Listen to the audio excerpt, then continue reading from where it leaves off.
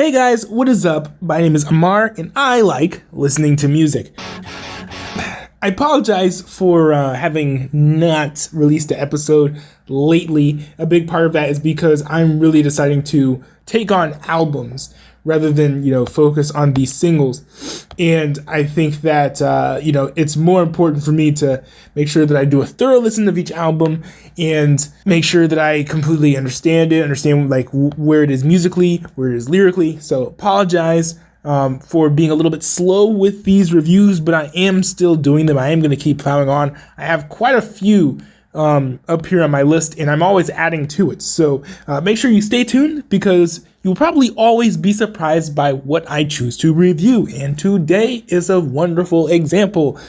Today I am going to be reviewing Brady James's 2019 album, I guess EP. I like to call it an album. A Lot Going On. Now, I will say that I am a little bit biased because I absolutely love this album, and I've been following Brady James for quite a while. I've been following him, I think probably since the early days of him when he was doing stuff with Anthony Karai Jr. before he went to go pastor with Fuse Youth, I believe. They were making, some very electro pop. It felt like the Chainsmokers inspired their music, but it wasn't exactly like it. They had their own kind of experimental twist on it, which made things really interesting. They didn't really feel like a carbon copy like I feel like Capital King sort of did. That's a whole digression. There's a lot of other things I can mention about Brady James. But yeah, let's just dive right into the album. This album, I really like it. I guess it could be best described as an emo electro pop album.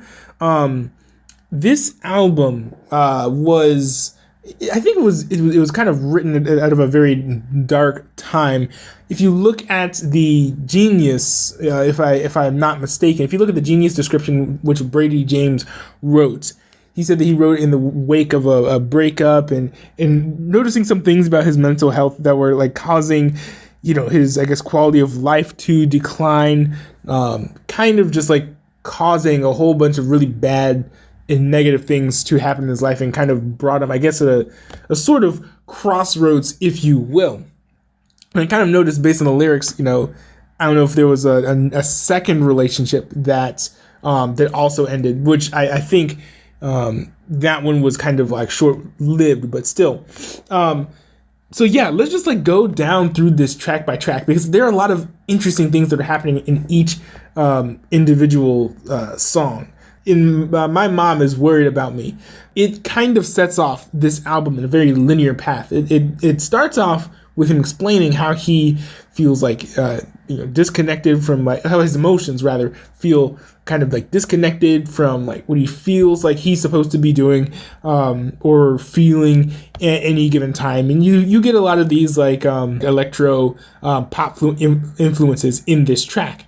Then we move into Who's Brady. It's Who's Brady is very much like a sporadic electro-infused track with upbeat rap flow / drum progression, however you would say it, a beat, I suppose, where he's further dissecting some of his insecurities, some of his fears, and about how he feels like he'll never fall in love, how people around him seem to be fake, and how he feels pressured to be sort of this grown-up, but as he puts it, he, quote, feels like a kid still. Then, moving on story-wise, we come across in Find Myself, where, this is, by the way, one of his lead singles from the album. And I think that when he released this, he and ACJR were still kind of as that duo.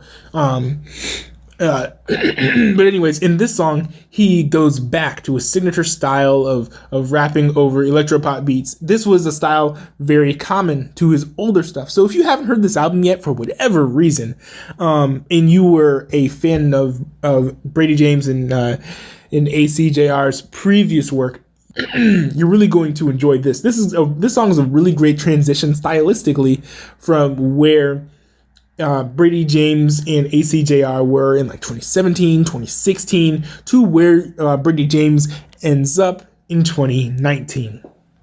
Stories is a lot less electro influenced. It uses some more traditional pop instruments, such as more realistic, some drums, bass, and synths. But this is not really a pop song because Brady James continues to rap on these verses, and I really like how Brady just seems to have a knack for figuring out ways to rap over pop or rap over like electro pop tracks and make it work. Like he's made it work better than I get at least most artists that I've heard so far, if not all artists I've heard so far. And so that skill of his really shines in his song Stories. And from a storytelling perspective, this song is about one of his breakups and how he'll tell the story of their breakup to his future children. But the thing about this song lyrically is it's told a little bit hazily, and I almost like sort of like, you know how like sometimes your mind wanders, almost like that's kind of what he's doing, what's happening here. But it still works, definitely works sonically. No complaints there at all. In All Right, we sort of see like a turning point where Brady realizes that he can't do everything on his own, and he's going to need help from others in order to make it in life. And we get this super vibrant and pulsating electro synth that absolutely screams energy into the chorus. And it also signals his growing sense of hope that he's feeling at this point. And, this is like about halfway through, a little bit after halfway through the album. In between Stories and All Right, you have Can't Come to the Phone, which is a really cool song. Just talking about, kind of taking a break from using his phone to kind of focus on his mental health and, kind of center himself. So that's kind of the midpoint. But All Right really highlights how, his mental state throughout the course of just these events happening is kind of in a roller coaster. A lot of times he's very despondent. You get that a lot in this album. But then they're like glimmers of hope. There are moments where he's like, okay, well, things can be better. Or like, oh yeah, if I just get some help, then that will make things improve. But as I'm going to go through these songs, it's not entirely linear, especially towards the end. Moving on to Lost Boy. Now, Lost Boy, I think, is the song where I would say it's my least favorite song, just because I feel like sonically, I don't know what exactly it is about it. I think it might be maybe the mixing, whatever. He does some really cool things in Lost Boy. I love how he's got like the he's like this really great background singing. It sounds like it's done by Brady James himself, but I maybe it's just like the way that it's mixed. Something about it just feels off to me, and it's not as impactful as I feel like it would have been if maybe the mixing was a little bit better. Some of the notes or the vocals. The instruments or the vocals had some more clarity to them. I'm not sure exactly what it is about the song, but just something about it feels off. But, in this song, he's combating feelings of feeling lost while trying to tell himself that he's not lost in the midst of people that he thought would be with him for life, deciding to just forget about him and work on their own endeavors without him. And we also see a nice little Chainsmoker style synth in the post chorus, bringing some unexpected energy to the track, because it's like not at the moment when you would expect there to be high energy. You would expect it to be in the chorus, and the chorus itself is enjoyable. But I like how he uses that synth to add some really unexpected energy to the part where you would kind of least expect it. Unless it was like the bridge, which this is not the bridge. So moving on to the next to last track, this one is actually my favorite song on the album. I've listened to this like a whole lot, ever since the album's been released. It's just something about this album something about this song rather. Something about the song just, I don't know, impacted me. And it felt really relatable at different points in my life. And I can see why I think this is one of his most popular songs from the album, right? I want to say it's got like some crazy number way higher than the other songs from the album. Yeah, it has. Oh wow! Last I checked, it had 200,000 plays, but that was like I think a few months ago. Now it has 221,000 plays, which is awesome. And one thing I'm really disappointed by was that he never released the visual. He came out with these sick visuals that I think he posted on his Instagram. They're insane. And I'm really, I don't know. I'm kind of bummed that he never released those because those visuals were sick. And I think it was actually from the photo shoot that he went to take the picture of the album cover too. If I don't miss my guess, just how the water looks all black and he's wearing the same outfit, just looks very similar. But if you have a chance, go check that out. I might grab a video of that and put that in as the for the video portion. So if you're watching this on the WPYT Studios YouTube channel, which you should be, because that's another easy way to get new episodes of the podcast, you probably will be seeing that overlaid over this audio here. But Feel Anything is a very it's about doubt and regret following a breakup, and it does a wonderful job of encapsulating the very raw emotions that he felt at the time. He feels resigned to the relationship being over, but he still has feelings for his ex and is fervently hoping that she's okay while refusing to reach out to her and contact her, which I completely understand. And what I love about this song is its slow pace and minimalism.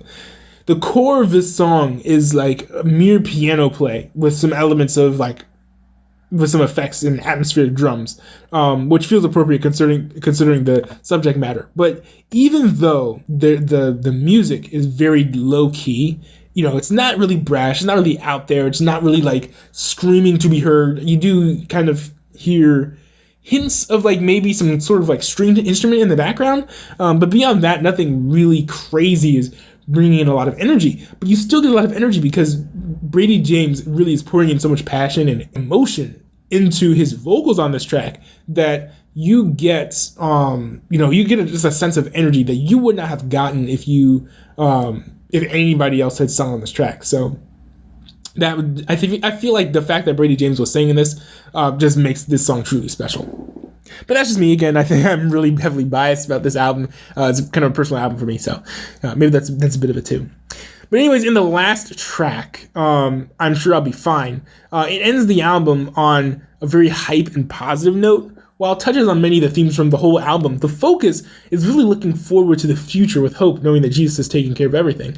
And actually, the organ is a really unique touch on this song, as it's the only song in the album to use that instrument. So I feel like that compositionally, other than energy-wise, really set that apart and made it stand out from the rest of the songs of the album.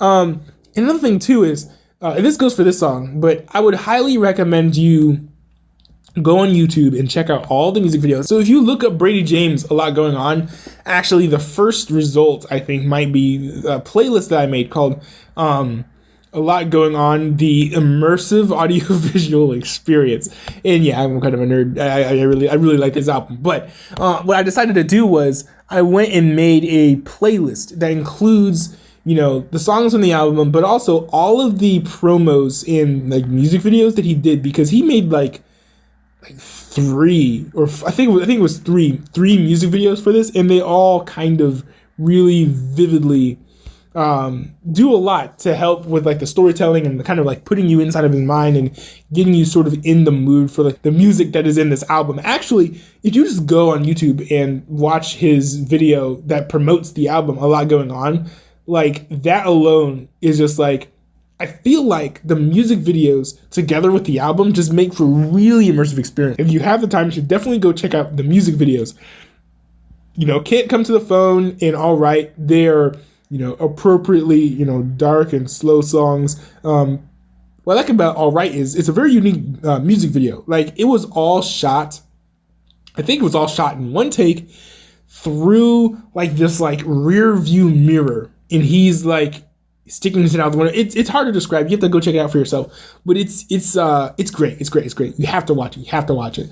Another video I really appreciate is I'm Sure I'll Be Fine, which it has so much energy and looked like so much fun to shoot that the visual together with the audio kind of made it almost be one of my favorite songs of the album. I know Who's Brady was a favorite of mine. It was really popular when the album first came out, but I'm Sure I'll Be Fine. Just it's so enjoyable to listen to the song while watching the video. He has a bunch of friends in it. It's hype. It's fun.